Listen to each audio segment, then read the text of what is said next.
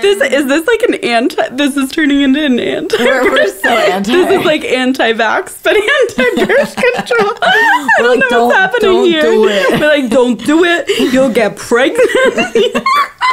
This is Ivy, And this is Gidget.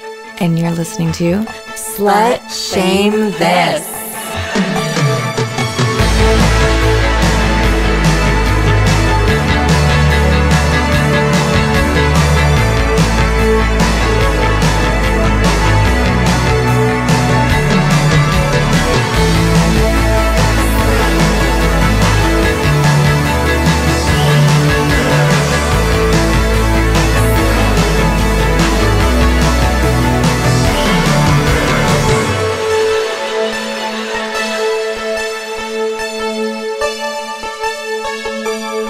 Guys. Oh, hi. Sorry, I'm wearing my glasses with my headphones and like really locked in here. It feels like headgear. Or you know those contraptions when someone used to like break their neck or their spine? It's like, it's not funny, but they screw it into your skull. That, I guess I'm being dramatic. It's a little dramatic. You just have headphones and glasses on. Well, Gidget, welcome back. I'm so happy to be back. I've missed it so much. Oh, well, it's missed you and I've missed you. I missed you. By it, I meant you. I am an it. I sound like an it. I'm losing my voice, guys, so bear with me. Now that you're projecting, it doesn't sound as... No. Which means we probably won't get through the episode. But, yeah, I've missed you so much. I've had the craziest month. It was just like one thing after another. But I'm very glad to be back. Not only because that means crazy shit isn't happening anymore. Right. But mostly because I'm back in like my life and with you. And you're back. Good. But everyone held it down. Lena, Kenzel. Yeah. And our guest, Danny, was really great. Danny. Mm-hmm. Yeah. So great. How have you been? I've been good. I have taken a little bit of time off. I went to Seattle for a couple days to visit some friends of mine that I was really close to in LA, and I hadn't really hung out with them since they moved. So that was really nice. Nice. It's gorgeous up there this time of year, and I just, again, can't believe how, like, much more fresh the air is out there. Like, when I came back to LA, I feel like this started happening to my voice. I feel like Seattle, though, I don't know, I would just be sick all the time. Because why? Because it's, like, rainy. It's just, like, and the allergies there just seem bad. Is it crazy? So, yeah, because there's all the foliage. It's too much foliage. I like rain, but, like, I don't know. I feel like I would get depressed. Yeah, there. I've never lived in a place where it's really legit cold for any period of time, but I romanticize it the same way I romanticize a lot of things that aren't realities. Yeah. I mean, I've lived cold places, but I feel like they're seasonal, you know? Whereas, like, Seattle, it's just kind of always gray. I'll say, beautiful weather when I was there. It was sunny. But everyone said, like, this is like so gorgeous. It's unusual. I finished the show Succession. Yay, finally we can talk about it. That show is goddamn brilliant. It's so fucking good. Isn't it like an homage to some kind of... The Murdochs. The Murdochs? I thought it was like some like Shakespearean... There's a lot of references. Okay. In it to like Greek and Roman mythology and also Shakespeare. And also like history. But it's loosely based on the Murdochs. I don't know anything about the Murdochs. Well, you kind of do from Succession. Okay, well now I know. But yeah, it's really interesting. And you would think it would be so frustrating to watch because it's all these like rich assholes. Yeah. But you kind of like hate watch them. And then you also kind of feel bad for them. Yeah. So it's weird because I think it also just hammers home that like even if you have everything in the world, that doesn't mean you're happy. Yeah, all these people are like vastly miserable and soulless. But it's probably better to be vastly miserable on a yacht than, you know, true, in your studio apartment. The happiness studies say that as long as your basic needs are met, and I'll put the Yale study in the show notes. But as long as your basic needs are met, money or your location doesn't change your happiness. So that's a fallacy. So it's like, unless there's something like really terrible, like you're living in poverty or you're really dealing with some sort of terrible illness or whatever, that money has no, Right. Yeah, because they all seemed just as tortured as me, just in different ways. Yeah. So it's weird because I thought I would not like the show based on the content, but it's actually low-key funny as fuck, too. I feel like it's a dark comedy. It's so funny. It's the funniest thing ever. Tom and Greg's relationship, like all their interactions would kill me. You can't make a Tomlet without breaking some Gregs. I've said 62 times. 62 I would be so embarrassed that, like, the things that I've texted people if I was sitting in front of some congressional committee having to answer to things that I've, like, texted people in nights of panic. I'd be so ashamed. That killed me. Okay. But yeah, you guys should watch it. Yeah, I highly recommend it. It's so good. And like with spooky season, I've been trying to think, like, A, do I even want to bother dressing up? And B, if I did, what would I be? And I feel like I was thinking about being Jennifer Check from Jennifer's Body. And I think that had I been that when it came out, nobody would get it. But it's become such a cult favorite, especially like amongst all these young kids now. I see pictures of it all the time and like memes of it all the time. I'm like, I think it would actually be relevant this year. Well, it's such a good movie. Like, when it came out, it's incredible. I was obsessed from day one. I mean, it's Diablo Cody wrote it, and Karen Kusama directed it. She just did that movie last year with Destroyer with Nicole Kidman, and Diablo Cody did like Juno. But yeah, it was such a good movie, and they just marketed it so wrong. They marketed it like it was this like movie for boys because of Megan Fox. I almost called her Megan Good. I loved Megan Good. I mean, I still do, but I thought she was the most beautiful when I was young.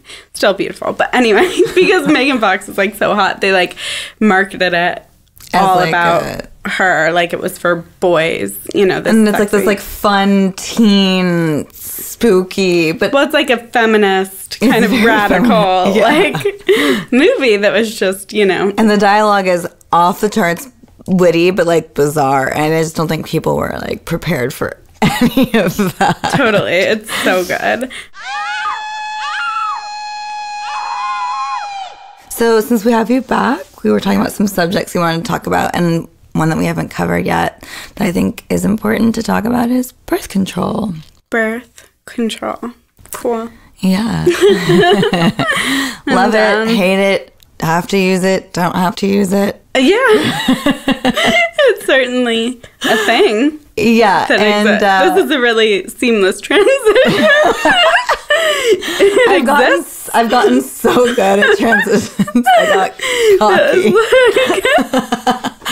It's like Jennifer's Body, blah, blah, blah. So birth control exists. Radical feminism, birth control. When birth control came out, it was a very radical idea. When oral contraception came out and was publicly available to everyone. 1967, the pill was featured on the cover of Time magazine and was a revolutionary moment in medicine and the growing women's liberation movement. Yeah.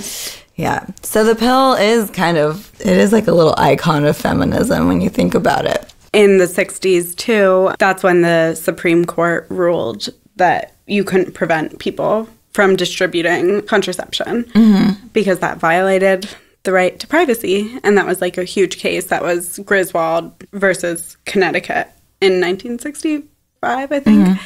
And that was huge. There was a state law that prohibited distributing contraception, and Planned Parenthood sued under that law and won. And so that's pretty cool. We love Planned Parenthood.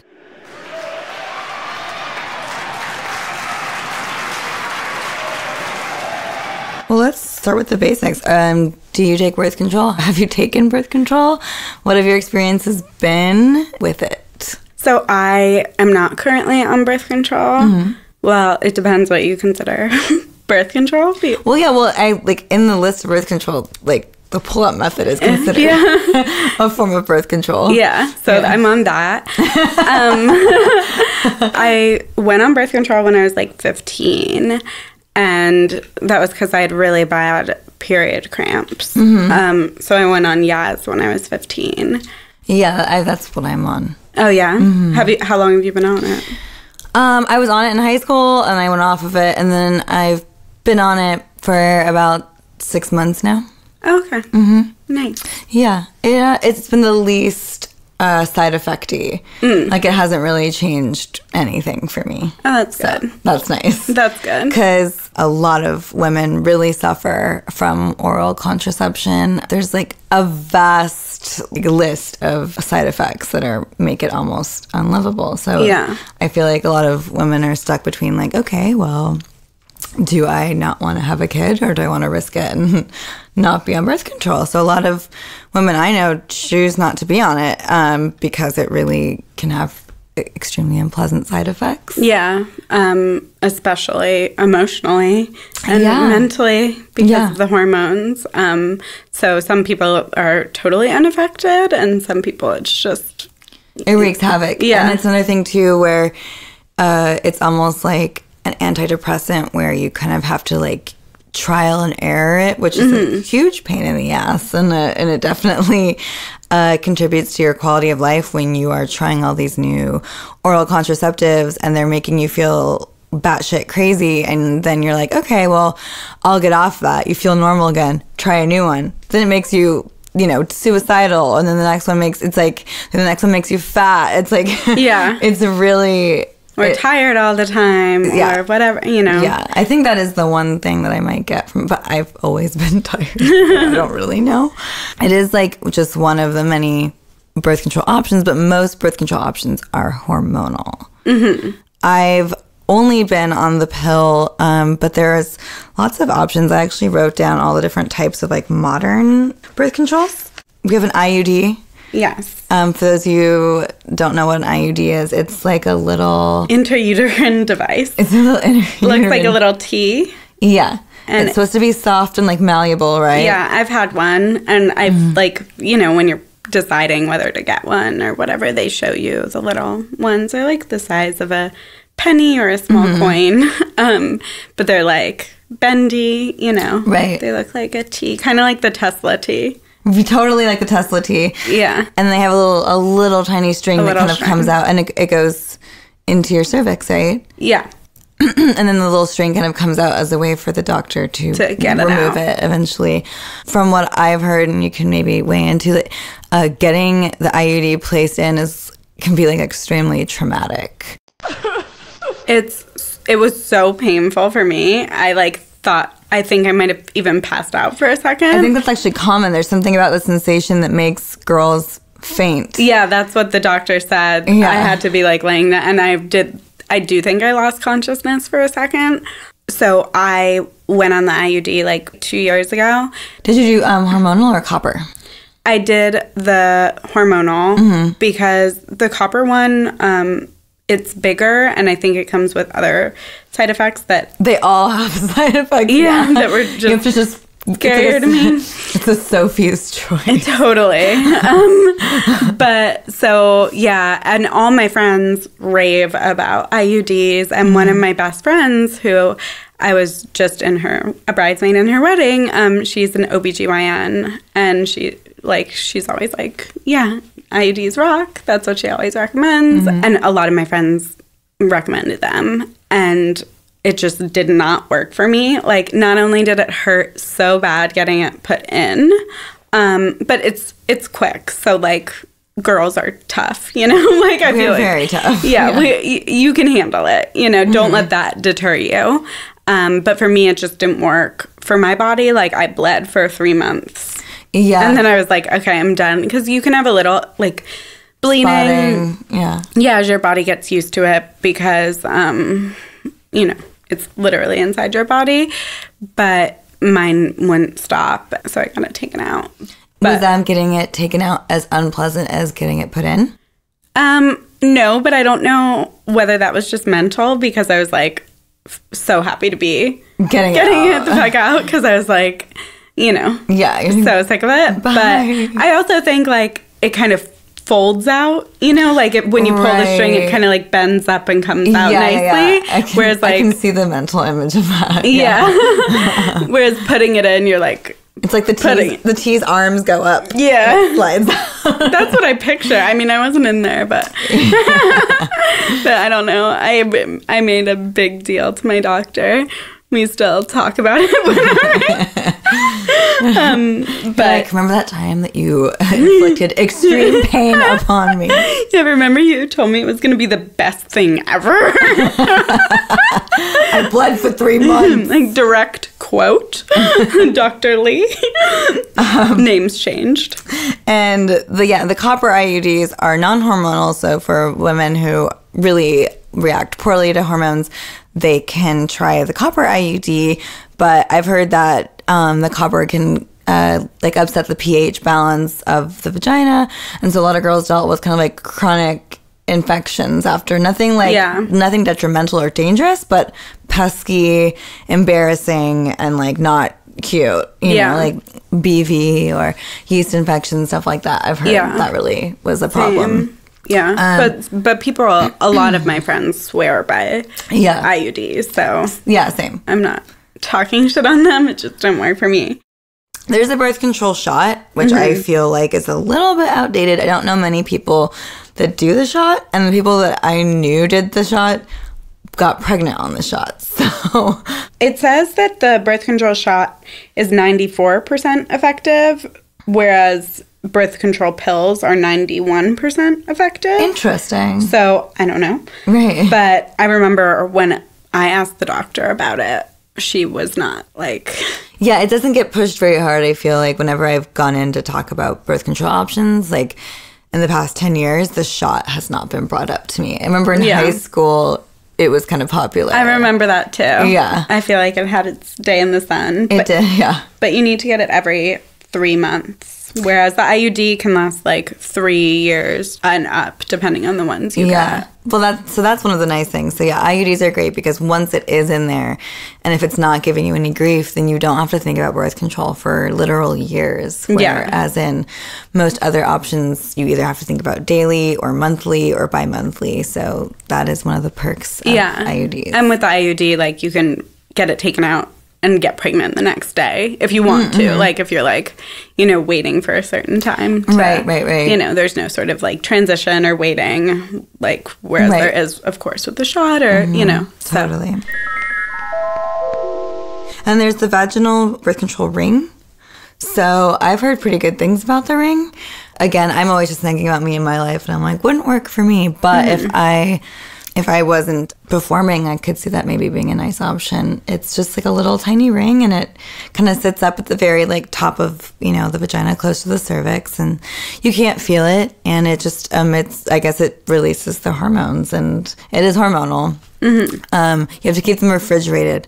I did try them once, and my friend was like, and I kept it for a while, so I was waiting until like my cycle was over to start like a new one.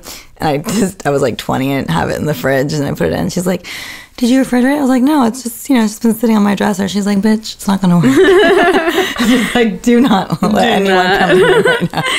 You have to replace it every month, right? Yeah, that seems like. But my friend who's on it right now says that you can skip your periods with it. So, you know, say that it's time for your period and it's time to switch it out. They usually just recommend you keeping it out for a few days to get your period, but you can always skip it and just put it right back in. See, I don't know. I wouldn't do that. Skip the periods? Yeah, it kind of freaks me out because it's like that's something that our bodies are supposed to do. And what are you doing to like because I do care about having babies, you know, and what am I doing to the composition of my uterine, you know, lining and everything if it's not like, getting where do they go? Cleaned per month, you know? I'm the same way. I've never opted to skip a period, even though it sounds tempting. Aww. There's the patch, and that's like basically the same thing. It's like it's just releases the hormones, but it's just a patch, like a nicotine patch, and you can put it wherever you discreetly want to put it. Yeah. And that you replace it once a week. And once a week. Yeah, okay. That's like the vaginal ring, they're both 91% effective too.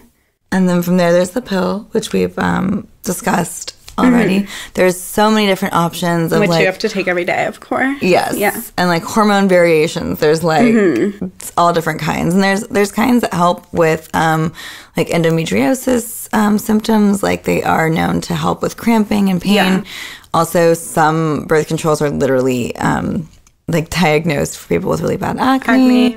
That kind of stuff. So there is perks to birth control, especially with the pill, because you can get more of like a fine-tuned like hormone ratio. Where I assume that most of the other ones, like the shot and the ring and the patch, are probably more general. Yeah. I feel like the birth control pill, it's just so popular and there's such a wide range of different options. But yeah. Yeah. But you have to take it every day. Yeah, and it sucks when you forget, because then I just feel like I'm like messing everything up. So I just take it first thing in the morning and get it out of the way. And I always keep it in my purse just in case. So I like reach in my purse and take it. Yeah, a lot of my friends have like alarms that go off. Yeah, it's not that hard. You just have to like keep it on you. Yeah, it just didn't work for my bod. Also, if you have one bad experience, I don't blame anyone for not wanting to like keep trying, because the bad experience can be really bad. Some people get really depressed on it. Well, I got pregnant. Oh no! Well, there you go. Taking it every day. So it didn't. I was in that 9% of people. Yeah. Wow. Yeah. So that was why I was like, you know what? I've been taking this every day and fucking with my hormones, and it doesn't even work. So fuck it. And guess what? With the pull-out method, I haven't gotten pregnant once. Hey. But yeah, that's when. After that, that's when Then they put me on a really tough birth control because they said that I was so fertile. they're like trying to attack fertile Myrtle over here. So like the way birth control works, and this is me using my bachelor's of science from 6 years ago that I haven't brushed up on, so I could be totally wrong. Okay. But it basically tricks your body into like thinking it's already pregnant, so then it won't get pregnant. So we all have different levels of hormones, estrogen, progesterone, testosterone, and using progesterone, you're taking a little bit of that every day, which makes your body think you're pregnant. So then it's like, we're not going to be, getting pregnant. We don't want to double up on it. But so then like with me, since that birth control didn't work, you had to up the ante dose wise. And then that is when I got bad side effects of like feeling really emotional, and bad mood swings and whatever. Yeah. And then that's when I tried the IUD. So that was like a year of just trying everything before I was like, you know what, I feel like I'm just having sex with one person. I can pay attention and... Oh, before porn? I was pull-out method only. I tried it, like I said, when I was in my teens. Because I was like so terrified of getting pregnant in my teens. I was just like, I remember being on the pill with my boyfriend. Like, we were such like little kids. Like, and he would use a condom and pull out. We really didn't like it. Well, yeah, that's that level of knowledge or awareness about like sex or your bodies or reproduction. Like, that's exactly why teens should not try pulling out as their method of birth control, because I feel like one of the reasons... It's a skill. Yeah, it's kind of a skill, and it's something like the man has to know their body, and you have to know yours, and just be like, Yeah. So I'll take Plan B. I've taken Plan B like maybe twice in the past year or something. So what's Plan B? So Plan B is basically just like taking a month of birth control at once. Yeah, it's brutal, but I'm not saying brutal. I'm saying that's literally kind of what it is. It's just sort of, you take it if you feel like there was a slip up or a whoopsie, or you're not sure, a little pre-cum here or there you don't feel so good about, or whatever. Then you can take Plan B up to 72 hours after you had sex, and it reduces the likelihood. Yeah, how does it reduce it? How the morning after pill works is super similar to how birth control pills work, just a really concentrated dose. What it is progesterone, and it's a hormone in the pill that you take that then prevents your body from releasing an egg. Your ovaries drop down a little egg into your uterus, and then you wait for sperm to swim up your vagina through the cervix and then into the uterus. And then what the morning after pill does is it prevents that egg from even being dropped into that spot. So even if some of those swimmers get up there, they're shit out of luck. Nobody's home.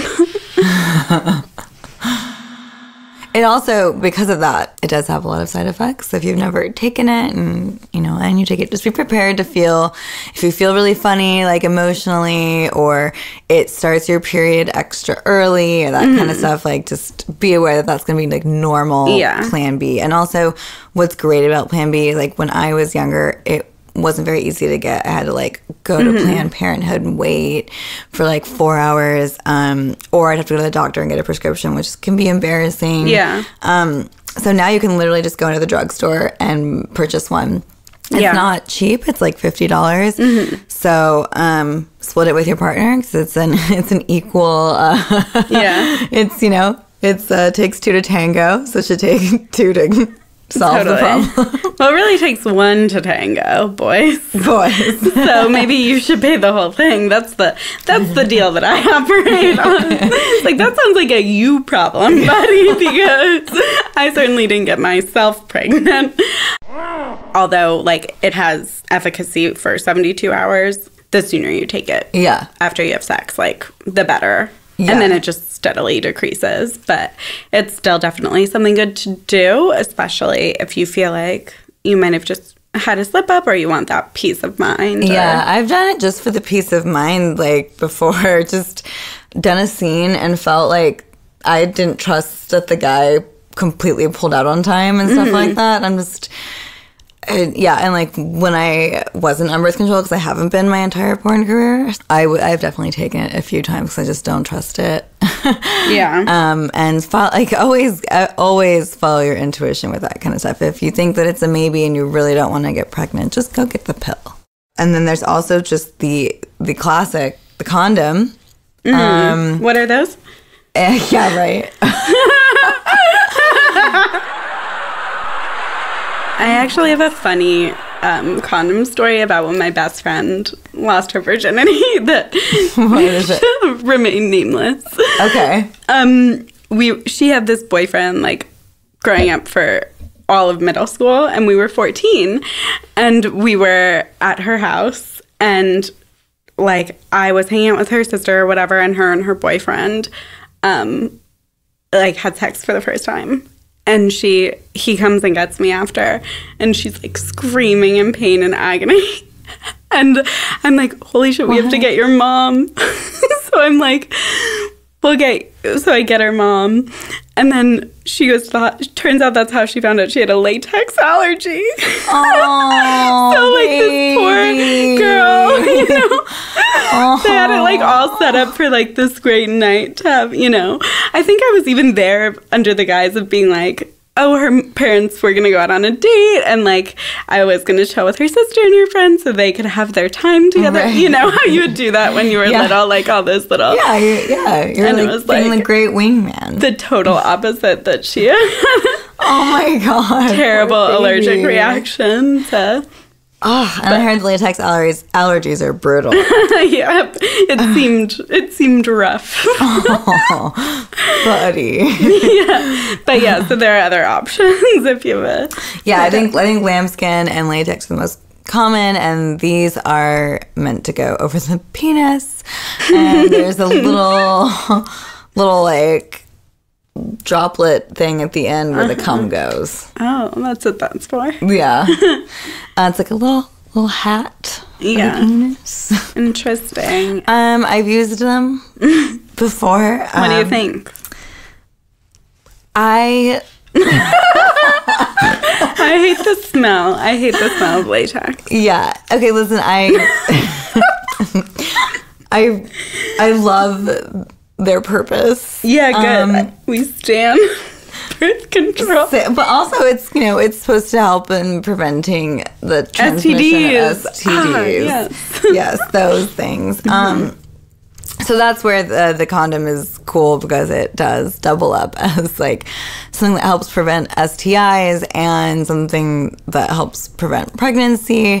They're really affordable and you can go grab them in a pinch. So I feel like if you're not on birth control and you don't want to deal with morning after pill, use a condom. They're not everyone's favorite, sure, and we joke about it because it's like, yeah, it's not everyone's favorite, but it is a really great resource to use if you are concerned about STIs and you are concerned about pregnancy and you need something quick and affordable that can ensure that for you. Yeah. Also, there's like a gonorrhea and chlamydia epidemic right now. So if if you're hooking up, wrap it up because it's the Wild West out there, Yeah, I think maybe a lot of people feel the same way about condoms that we're kind of expressing with our tones. And I think that, like, condom use was really pushed in the 90s. I feel like it was really, really, like, I remember TLC in the music video, and they were, like, covered in condoms, and, like,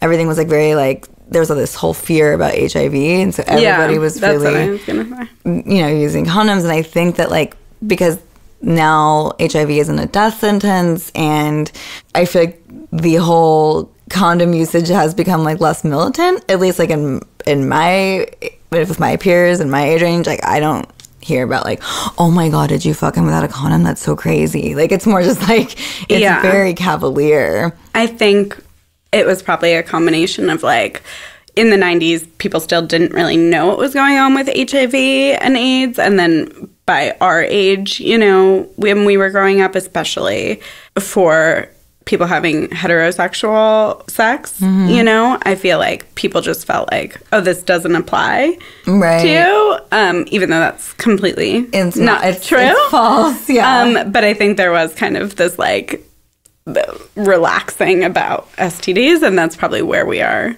where we are now, that chlamydia and gonorrhea are, like, everywhere. And the thing about it is that, yes, it can be cured with antibiotics, but what's really damaging is that a lot of people have it and don't know because they can be asymptomatic, and guys will be walking around with gonorrhea or chlamydia or both for, like, who knows how long and be transmitting it, and then girls are getting it and they have no idea, and then it can lead to pelvic inflammatory disease and other things that affect your reproduction abilities. So on that note, like, yeah, condoms aren't the most fun, but like, sex is still fun no matter what, if it's with the right person and it's consensual and all that jazz. So yeah, definitely with the gonorrhea and chlamydia outbreaks, get tested on the regs if you have more than one partner. And, we stand a condom at the end of the day. I hear there are, colorful condoms. You hear. There are flavorful condoms. Which sounds horrible for a vagina pH balance. Yeah. Also, like, why would you... Like strawberry? Do people... Do people, like, suck dick with a condom on? Because why else would you want it flavored? Well, so when we did that episode last week where we were talking about blowjobs, and it was just like that came up, like a condom blowjob, and it's just like, might as well not. But that's like, what I'm wondering. I know you guys talked about it, but like, that's why flavor them then? You know what I mean? Yeah, I don't know. So it smells like strawberries and latex in the room. It sounds horrible. Scented? And then, like, Do they smell? I feel like, well, I'm imagining, like, if it tastes, it has to smell. I don't think so. Someone want to tell me their experience with a flavored condom? You can email us. Condoms are racist. Yeah, you were saying that. Yeah, it's true. Because, we think of them as nude, like skin tone, but they're actually... all across the board nude. And it's... Well, yeah, because nude is white. If you think about it for anything. Yeah. We're actually talking about beige. Yeah. And like the black ones are like black. Yeah. I mean, there's companies now that I think like try to make inclusive condoms, but it's just one of those things that people take for granted. Right. Yeah, of like, true. That also a condom on a white penis isn't like as distracting because it's just a condom on a, yeah, a different penis. There's obviously also like methods for men, like a vasectomy.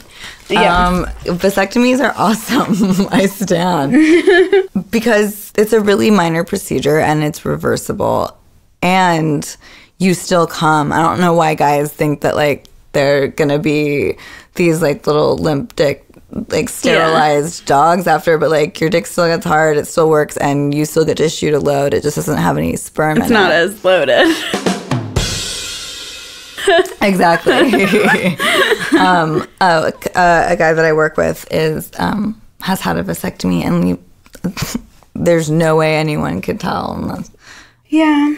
And so you still come. It doesn't contain sperm. Yeah. So it still looks the same, smells the same, feels the same. Mm-hmm. All the cream pies. Oh, I love a cream pie. All of them. And no sperm. Awesome. Double up on that cream pie. Triple cream, baby. Nice. I feel like if you're in a partnership and your partner who's a female is really struggling with birth control options, then maybe as the male counterpart look into a vasectomy, because there's really no side effects, like as far as like hormonally. It's not going to change anything about your hormones. It's literally just a little procedure. No. Little in outpatient. I think it's outpatient. Yeah. And just it should be an option. It should be on the table. I feel like it's never brought up. Remember on The Office when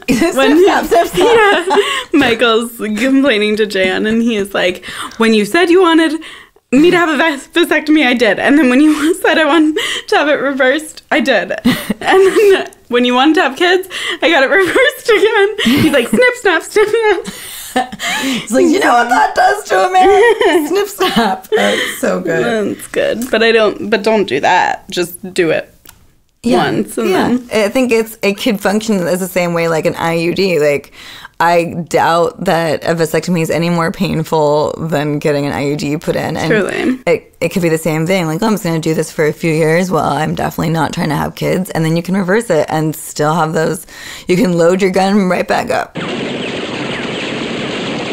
And I think we should clarify that the reason you don't use condoms is because you get tested every week. Every 2 weeks. Or every 2 weeks as a porn performer. Yeah. And you're very like... Yeah, that's true. I think we've mentioned it in previous episodes that for people that are tuning in now, yes, I'm a performer and I get tested every 2 weeks with a full panel of everything.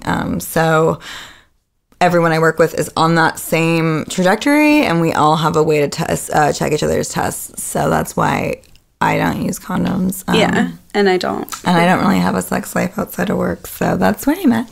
Yeah. And then I only have sex with one person, and it's a good just radar to know if someone's cheating on you. I'm just kidding. What if they gave it to you in the very beginning of the relationship? Yeah. And like you should be going to the doctor once a year, no matter what. And, you should get tested when you go to the doctor, or if you've had a new experience or you're having any symptoms. But, And also, like, fortunately, just talking about, like, getting birth control, there's still a lot of amazing resources that make it either really affordable or still free.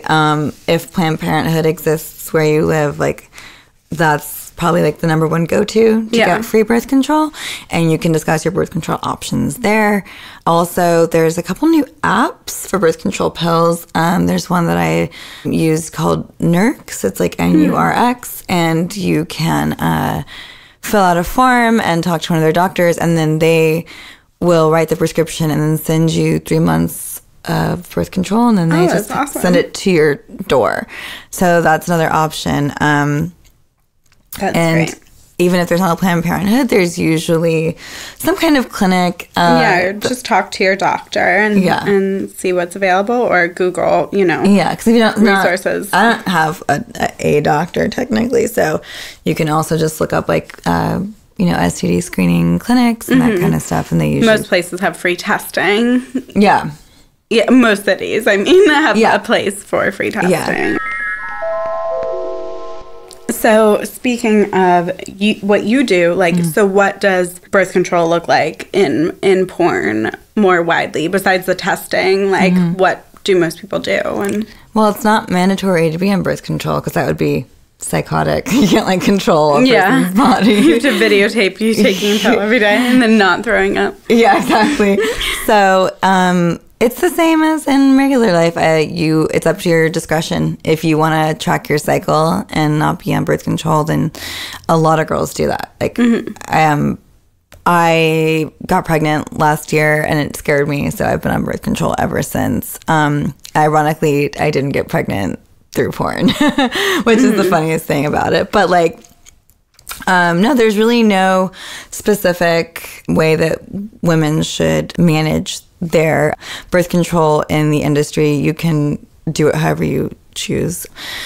I think a lot of girls do the tracking of the cycle. There's apps you can do and where you can see when you're ovulating and that kind of stuff. And they'll either choose not to work on those days or, no cream pies. A lot of girls just don't even do cream pies because, and a cream pie is when a guy comes inside you.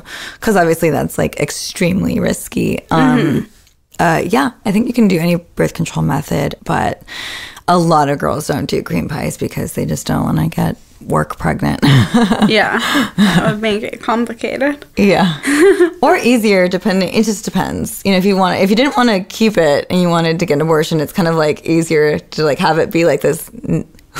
It could be anybody. Yeah, and but then if you wanted to keep it, then that could be challenging. Yeah, and gotta use your deductive reasoning when it comes out. You're like, who are you? Totally. Just kidding. There's obviously better ways. Are there now? Yeah. But either way, he'll still be responsible, so that'll be fun for him. Yeah, there's definitely porno babies out there. Love it. Yeah. We were both kind of looking into birth control and the history of it, and it's super wild. And the birth control journey has kind of been this uphill feminist battle, and the history of it is kind of fun. So, yeah. Do you want to share some facts, or do you want me to go first? Well, let's do a tit for tat sharing of a weird birth control Perfect method. All right. So, when was birth control first introduced? We don't entirely know, but as early as 200 BC, a form of birth control that was a bronze pessary was used as a way to block the cervix, and it was held in place by a rod.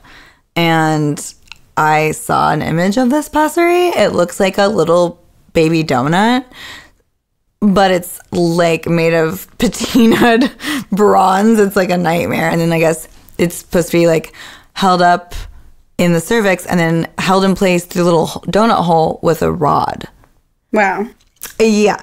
And it said, these were often, making intercourse very uncomfortable. I imagine for both parties, but especially the female. That sounds... I don't know. I don't have a dick, but I don't think I'd want it hitting the tip of a bronze pessary and a rod. Yeah, no. Pass. That doesn't seem good. I think I'd rather get pregnant and have a child than keep fucking with a bronze pessary. I'd rather have a baby inside me than a rod. Yeah. What I found said birth control has basically been around forever.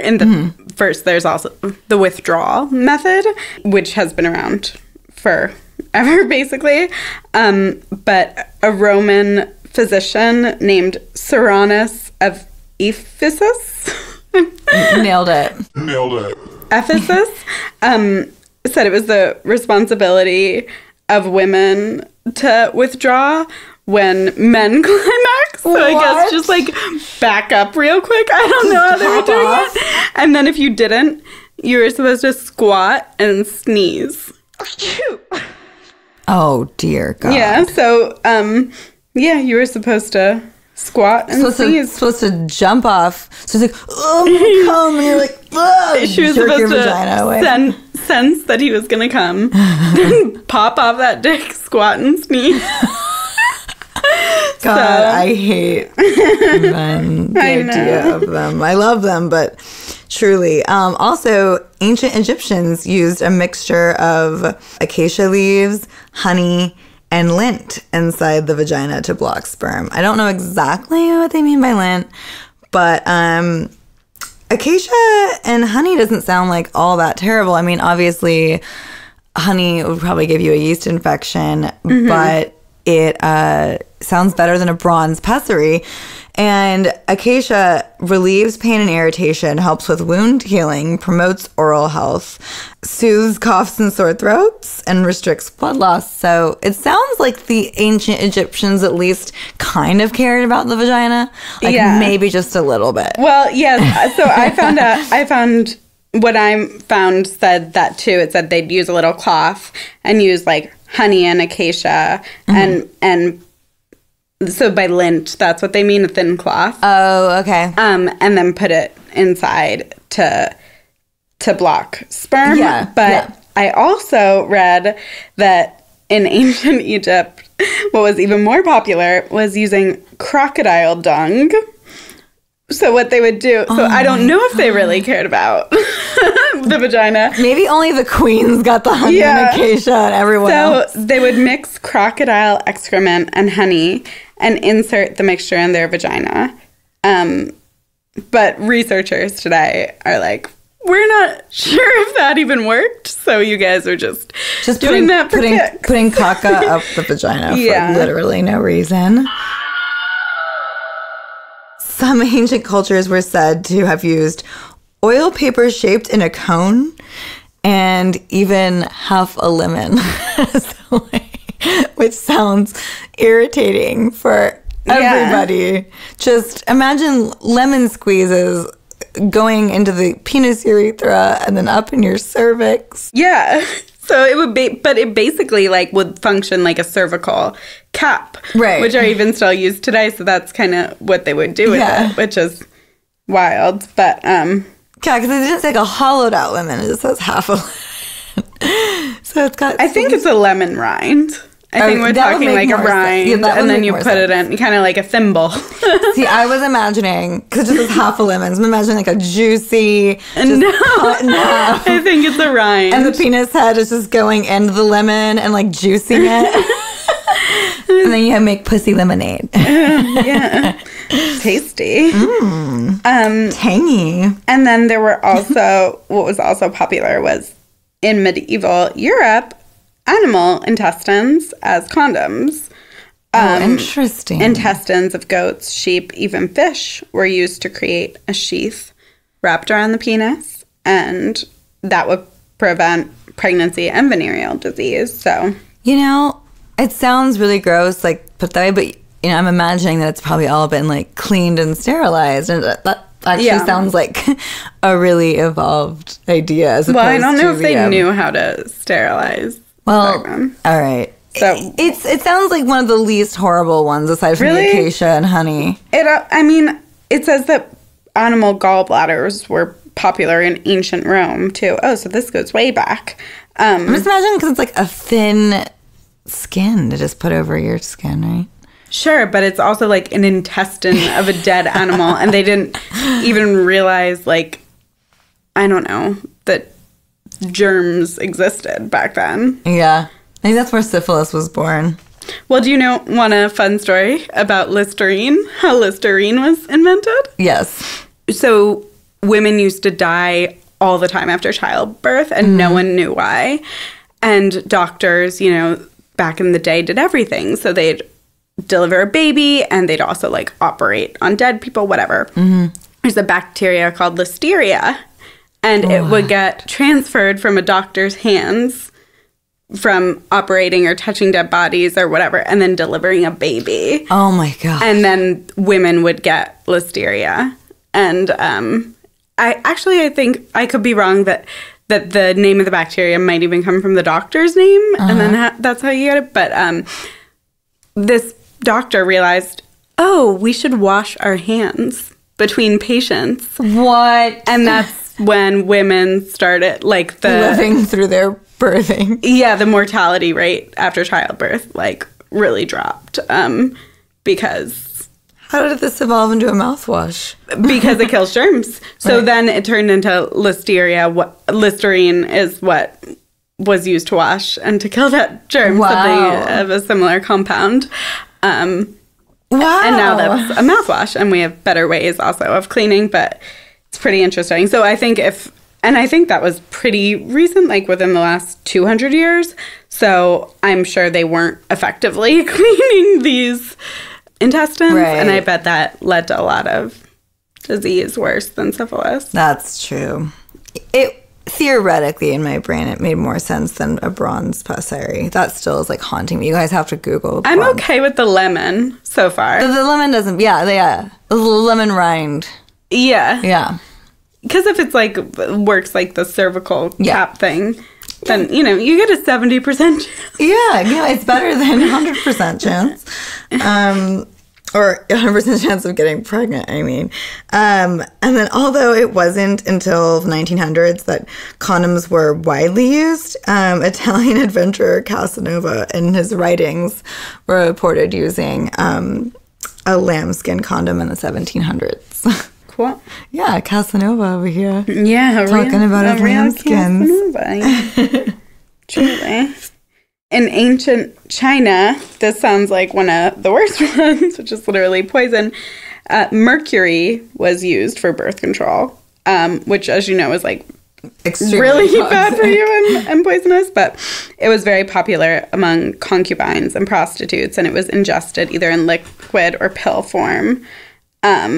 But of course, when it was ingested, it caused all these terrible side effects and probably killed a lot of people. So I don't know if the 2 and 2 were put together there, but we are very fortunate. We are. In the 1920s, British activist Marie Stopes broke legal barriers, presenting birth control as a medical rather than a moral function. So that's when birth control started becoming less stigmatized and a little bit more like we're heading towards it being available. Mm-hmm. So thank you, Marie Stopes. And then by the late 1950s, chemical researchers had developed a potential contraceptive pill, but it wasn't until 1960 that the FDA approved the birth control pill, and not until 1965 that it was available only to married women to be used. Yeah, so that's the Supreme Court case I was talking about in the beginning. Okay, cool. So circling back to that. Yeah, that's Griswold versus Connecticut. So basically, the court said there's a fundamental right to privacy, and within that right to privacy is the idea that how would you enforce this law that married people can't use contraception? You can't go into their bedroom and enforce the law. So that's basically the grounds they struck down the law against contraception on. Right. So then that was about married couples. And then a couple years later, there was Eisenstadt versus Baird, which was in the early 70s. And then that's when they extended it to unmarried. Yeah, my notes say in 1972 that unmarried women were finally in all the states of America were finally allowed access to oral contraception. Yeah, so it's really like when you think about it, it hasn't been that long, and the fact that it's even still kind of threatened to this day is like mind blowing. Like the birth control struggle has been infinite. It feels almost. Yeah, still continuing. Today. Now it's about access more so than but it still comes down to like morals versus like a medical right. And it's crazy. But fortunately, everything is still legal. You can still get your hands on birth control, whatever form you decide is best for you. Yeah, so and with the availability of apps wherever you live, even if you can't find a doctor who will prescribe birth control to you, because that surprisingly is still a thing where insane people find it immoral, then you should be able to find a way to get it. So. Yeah, I think the apps are pretty cool. I don't know the like exact logistics about it, but they seem pretty cool, and they mail it right to you, and there's no moral ethics involved. It's just about, you know, you fill out a health form and you speak to a doctor, and then you have birth control on the way.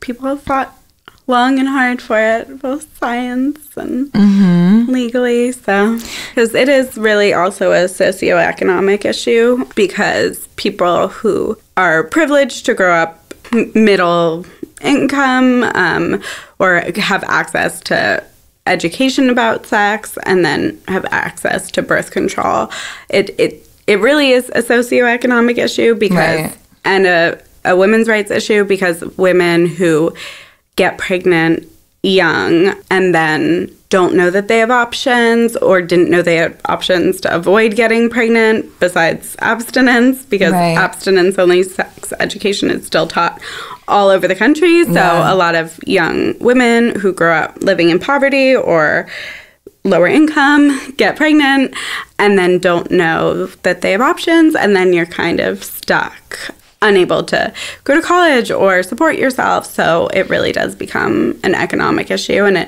it contributes to sort of wealth inequality, because people who are totally capable of going out and establishing careers for themselves and also having families when they want to, you know, are getting kind of cut down before their prime, either right. by unwanted pregnancy that they don't have an option to avoid, or get an abortion if that's what you want or not, but, you know. Yeah. You know, it's like it's cyclic.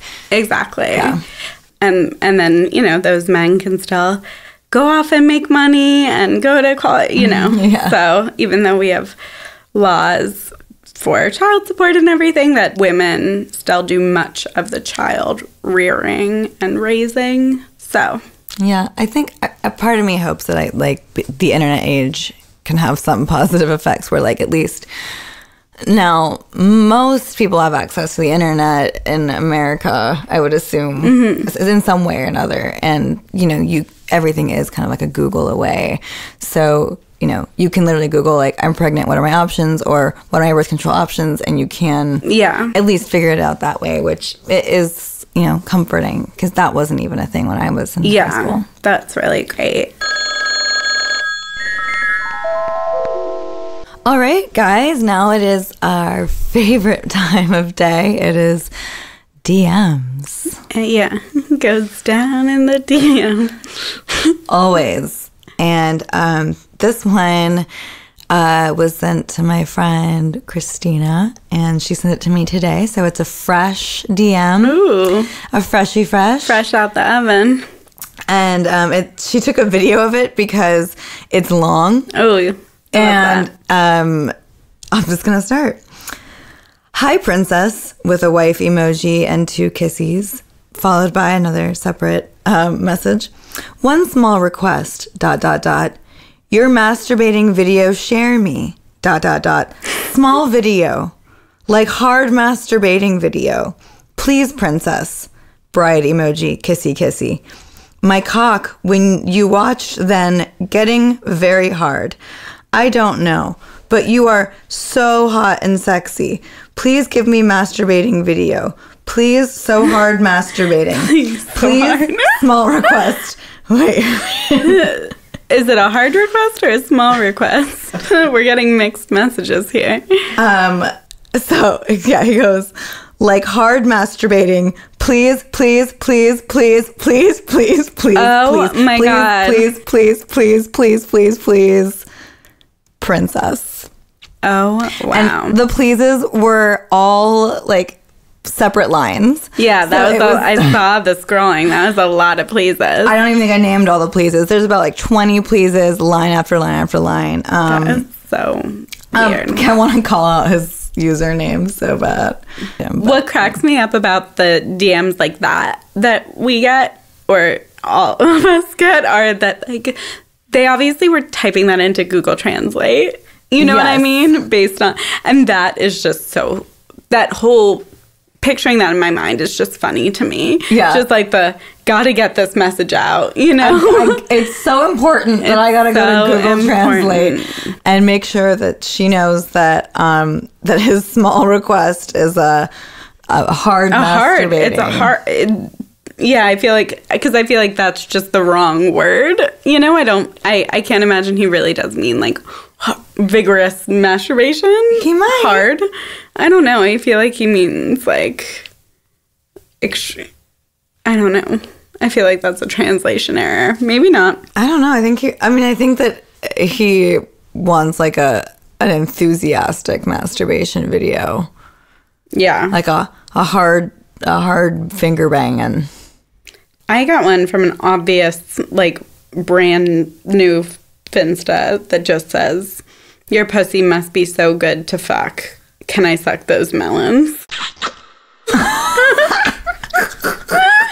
in good English. So whoever that is that made that account to send to me, it's really weird. And people like, what? I've never sent a DM like that. Yeah. What is going through these people's minds? I don't know. That's when, and my thing is private too, so I don't know if that's someone who like got through before or whatever, but I'm not like anti letting people follow my Instagram. Just then when it's someone like that, I'm just like, okay, block. Yeah.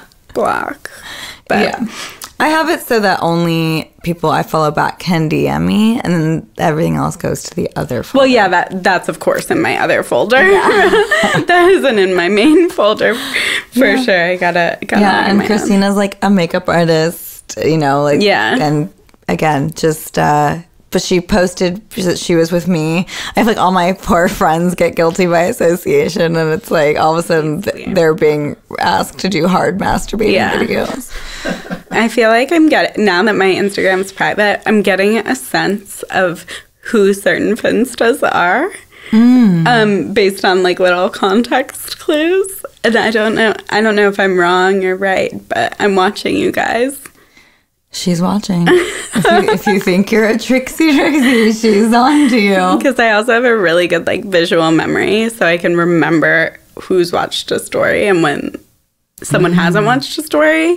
And then like the other day, someone asked me saw that I did a couple weeks ago, was like, "Oh, you went to such and such," and I remembered that I noticed that they didn't watch my story. Right, and you're like, "And I didn't tell you about that." Either. Yeah. So just those little context clues. All right. We have a review. We have a good little review I have for us. Oh, we do? Yeah. Okay, guys, it's review time. Honestly, more than DMs, reviews are our favorite. If you are on iTunes and you're listening to this, please subscribe. Rate us 5 stars and give us a review. It really is going to help determine the success of this podcast and what kind of content and how much we can keep making for you. So please, if you're enjoying it, it takes just a minute and tell us how you feel, because it's fun. Yeah, so this one is a 5-star from Minor Allen, and it says, "If you build it, ... And the review says, "These women are super funny, have great chemistry, and they speak with authority and authenticity. There are a lot of sex-oriented podcasts out there, and this one is quickly become my favorite. It is 100% worth a listen." Oh, so we love that. Thank you, Minor Allen. Yeah. Thank you. What a wonderful review. Yeah, we love you. Thank you. You're 100% our favorite too. Yeah. And in the meantime, our Instagram is still down. We're working on getting it back. But you can follow us on Twitter at slutshamethis, and you can get in contact with us. slutshamethis@gmail.com. Mm-hmm. And we're going to start being more active and putting together a Facebook page soon. But you can still go, add it? You can Yeah, well, I'm not an authority on Facebook. This is my first. Yeah. I literally made a Facebook to start our Facebook, so I'm missing a lot of the Facebook literacy. But So if you are smart on Facebook, go to Slut Shame This and figure out how to be a part of it. it's on. It's a page on there. You It's a guys page. Like it. Oh, like it. like the page, Like it. comment, post on it. Post on it. Be nice. Don't say anything that will get us deleted. Yeah, we're trying here. We'll figure it out. We're trying our best. So. And yeah, we try. All right, guys. I hope this episode was helpful. I really wanted it to be like, helpful. I'm such a birth control stan. I recommend it for everyone. I'm just not personally on it, but I would be, And I was for years, and I totally think everyone should be on birth control, whether that means condoms or lemons or tracking your fertility through an app. Just be responsible. Yeah. All right. Bye. Bye. Sayonara. What? What? Senora? Sayonara. Oh, sucker. Yeah. Yeah. Okay. Okay. Bye. Bye.